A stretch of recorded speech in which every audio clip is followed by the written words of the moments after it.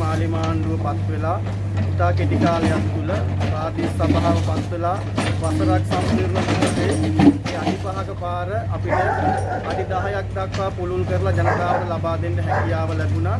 අපි හිතනවා ඒක ඇතුලේ බටගම ශාන්ත අන්තෝනි දේවස්ථානයේ ඒ ආගමික කටයුතු වලට සම්බන්ධ වෙන අපේ ප්‍රජාවට ඒකෙන් ලොකු සහනයක් ලැබෙනවා.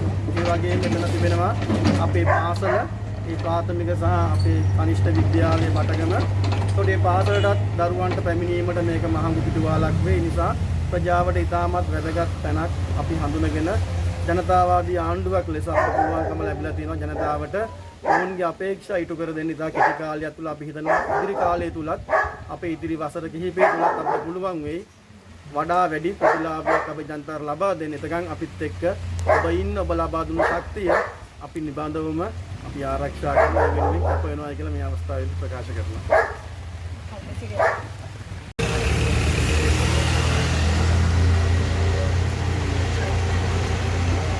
අවුරුදු 40ක් විතර තිස්සේ මිනිස්සු නැවතත් ඉල්ලා සිටියා මේක පළල් කරලා දෙන්න කියලා.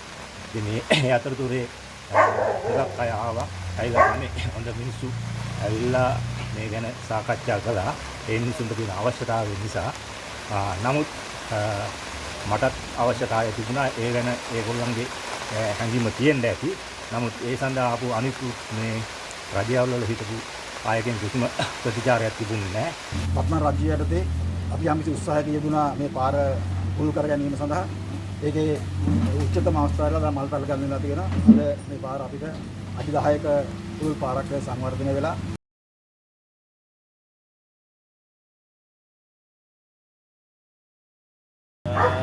ඊට වසරකට විතර ඉහළදී අපෙන් ඉල්ලීමක් කරලා තිබුණා 12 වෙනි කොටස් සභාවේ ජනතාව මේ පාර පුළුල් කරලා දෙන්න කියලා. අපි අවස්ථාව ගන්නවකදී මේ ගැන සාකච්ඡා කරා අපේ අමතේ මහත්යත් එක්ක. ඉතින් එයා එකඟතාවයකට ආවා අපිත් එක්ක මේ පාර අපි අඩි 3යි නමුත් අඩි 5ක් අපිට දෙන්න කියලා අපිත් එක්ක එකතාවයට ආවා. ඒ වෙලාව බටගම දකුණු බටගම 12 මේ පැත්තම යා කරන පාරක් මේක. ඉතින් මේක මම හිතන්නේ ගන්නේ විශ්ව ලොකු වටිනා වැඩක් කියලායි මගේ විශ්වාසය.